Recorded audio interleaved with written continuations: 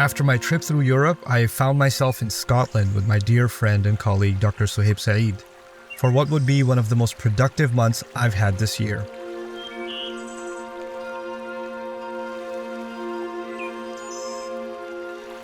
There is no substitute for us getting to spend time with each other in person, studying and contemplating the Quran.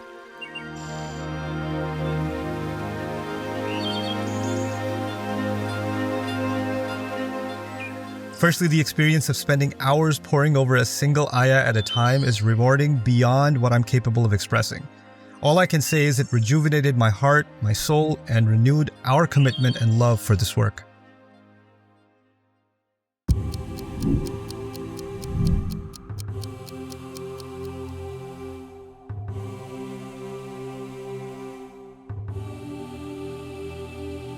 In the first chapter of this trip, I sat with Sheikh Sohaib Saeed in his Quran Study Library, a treasure that is meticulously organized and incredibly rich. And in fact, I'm very proud of my books, alhamdulillah. Now, of course, when people come into the library, there's a question that they always ask. Let me ask it. So you've read all these books? Right. I would love to be able to say that I've read all the books, but that's not how it works. We went through each section of the library and discussed the works and the people behind them, both from centuries ago and from recent history and even our times. But this is so pretty. You can just literally, take a photo of any part and it would be just a work of art. It's just so beautiful. Yeah. Even this one, like the way they connected the fa to the la, right? Yeah. And the ulaika is like... Yeah, it's a very intricate sort of... it looks like a sort of architectural construction. Yeah.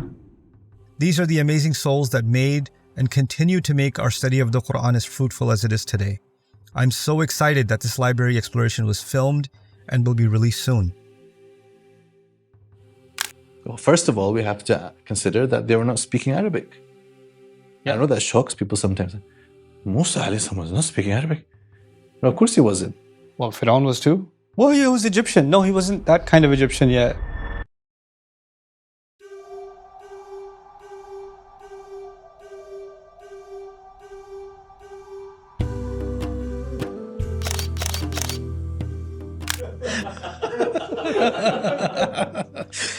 Next, we spent 10 days translating Surah Yusuf live for our Dream Intensive, bringing our audiences behind the scenes into the discussions he and I have as we attempt to produce a written translation of the Quran.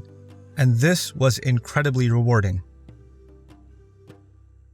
We've studied Surah Yusuf exhaustively before, and yet during this intensive, we were humbled by how many things we discovered only during this exercise. What about all this No, but you said, look, I was going to say something like, on the one hand, on the other hand.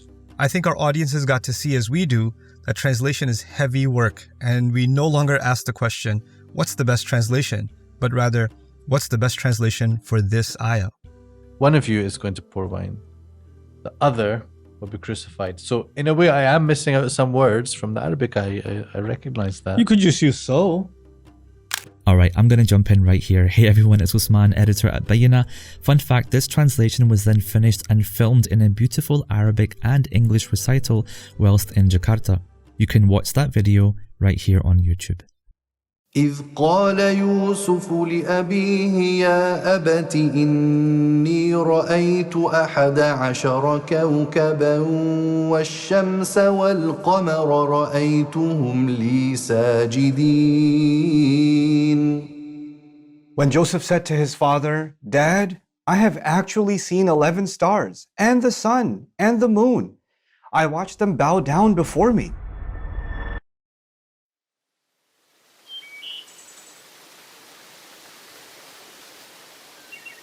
I just came to Glasgow 3 days ago. Oh, mashallah. I got admitted at Glasgow Caledonian University. Oh, okay, mashallah. Studying environmental management. So, I finished class and I just wanted to see the city and said, let me just walk. I checked out the map and said, let me see the closest park. I could just relax and just see Glasgow. And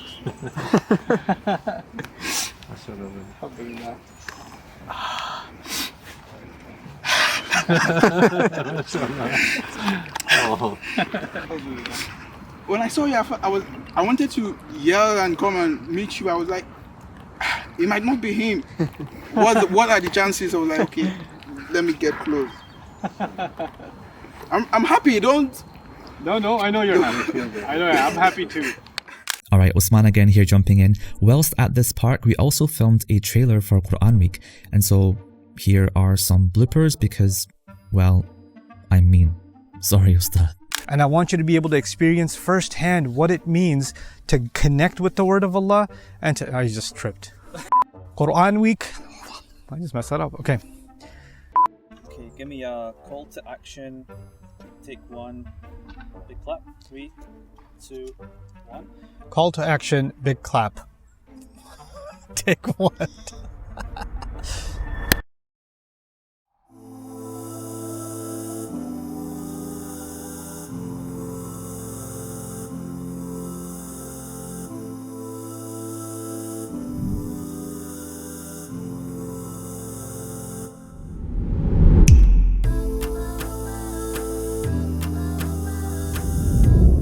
The end of my time here was spent with the wonderful people of Glasgow during the first Quran Week ever, where we took a deeper look into Surah Adh-Dhariyat.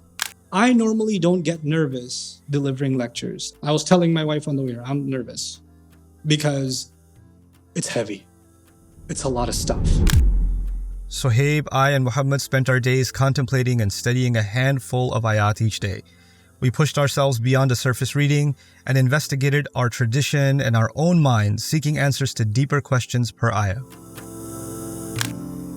In the evenings, it was my job to present what we had studied in language our amazing audience could understand and internalize. His teaching style is amazing in a way that he takes you through a journey. That last 6 days, what I learned was equivalent to what I probably could say learned my entire life. And especially the part that stood out to me the most, it was about the winds and how the winds have affected the entire course of humanity and how the wind carries everything around the world and how it's transformed nations. Now I'm realizing that the wind that blows is taking my dead skin cells and blowing them 5,000 kilometers away. I'm a part of that too. I'm within the ayat, you see? We also got to empower our attendees with 5 lenses they can use to contemplate the Quran themselves with proper support.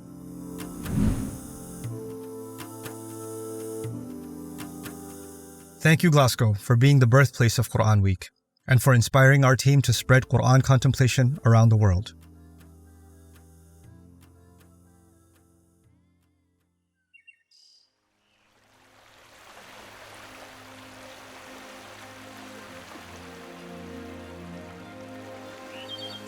Since the first Quran Week in Glasgow back in September of 2022, over 4,000 wonderful souls have joined us across 15 Quran Weeks all over the world for a deeper look of various surahs in the Quran. And we have many more to go with Allah's permission.